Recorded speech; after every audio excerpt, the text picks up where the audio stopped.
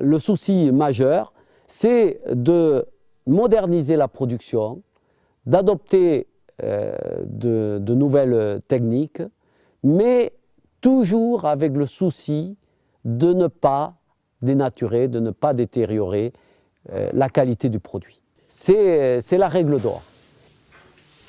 Le produit, les filières, la qualité, le bien-être des animaux, le veau sous la mer se modernisait à grands pas, mais en oubliant l'acteur le plus important, l'éleveur, la clé de voûte de la réussite. Tout repose sur ses épaules, et c'est pourquoi beaucoup de jeunes trouvent que ce métier en demande un peu trop. C'est dans cette optique que le programme Travail Veau a été lancé, afin de proposer aux éleveurs des solutions pour réduire le temps de travail, la pénibilité et l'astreinte. Pour réduire l'astreinte, il y a plusieurs techniques qui sont mises au point. Il y en a des nouvelles. Il y a des éleveurs qui ont essayé la suppression de la TT du dimanche soir. Il y a des systèmes innovants qui sont développés. Le plus abouti en termes de libération du temps de travail, ce qu'on appelle la TT en libre service. C'est un système qui a été expérimenté. Il y a des éleveurs qui l'ont. Il demande encore à être validé. Et puis il y a éventuellement des systèmes de remplacement à mettre en place qui sont beaucoup plus faciles à développer, puisqu'effectivement, aujourd'hui, un éleveur, ça ne sera pas plus compliqué de remplacer un éleveur d'eau sommaire qu'un éleveur laitier. Or, dans la production laitière, le système de remplacement marche très bien.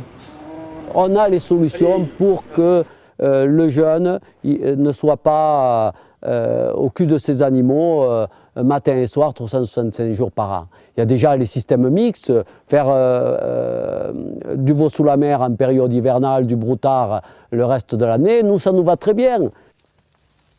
En seulement une petite vingtaine d'années, le veau sous la mer a opéré une sacrée cure de jouvence. Il est devenu une production moderne, bien rémunérée, sans concurrence, avec une bonne vivabilité et donc capable d'intéresser beaucoup plus de jeunes agriculteurs avec des atouts qu'aucune autre production bovine ne peut réunir. Ce veau-là n'a pas fini de nous étonner. C'est une production qui a une très belle image.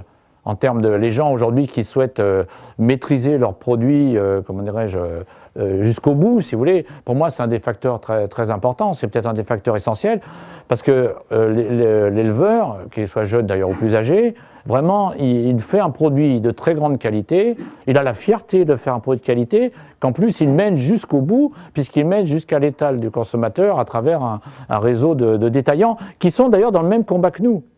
Et oui, la force du veau sous la mer, c'est bien d'avoir su s'organiser très tôt en construisant des filières de qualité dont les abatteurs et les bouchers sont des acteurs essentiels. Parce que c'est un beau et bon produit, il a su réunir autour de lui les meilleurs, ceux qui savent le valoriser, au prix d'une clientèle exigeante et gourmande. Aujourd'hui, la demande potentielle dépasse largement l'offre. Il y a donc de la place pour beaucoup de jeunes éleveurs sur ce créneau haut de gamme qui ne connaît pas la crise.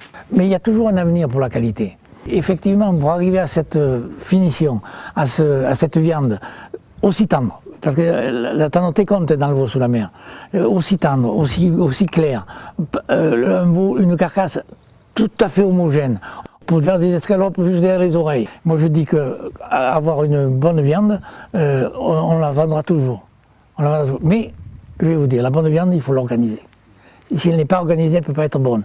Parce que celui qui va trouver une carcasse une fois qu'il lui convient et qui ne la trouvera pas après, on n'a rien fait du tout. C'est pour ça que je dis que c'est ces circuits qu'il faut qu'on protège, ces circuits qu'on garde bien. Issu des pays de cocagne, résistant à un modèle d'agriculture intensive et productiviste, visionnaire sur l'évolution du marché des produits carnés, hier ringard, aujourd'hui très tendance par rapport au désir des consommateurs, le veau sous la mer est une belle aventure. L'histoire d'une passion, d'un métier et d'une tradition. De l'herbe, des vaches, du lait, des veaux, des professionnels de la boucherie, le label rouge et des éleveurs motivés. Voici le secret de la réussite de cette production qui a encore de beaux jours devant elle. J'y crois parce que le panorama des productions animales, y compris bovines, risque de changer à l'avenir et que des productions à forte valeur ajoutée et à bonne plus-value, comme le veau sous la mer, tireront leur épingle du jeu. C'est un produit de luxe parce qu'il coûte cher à produire et puis il a que des qualités, disons.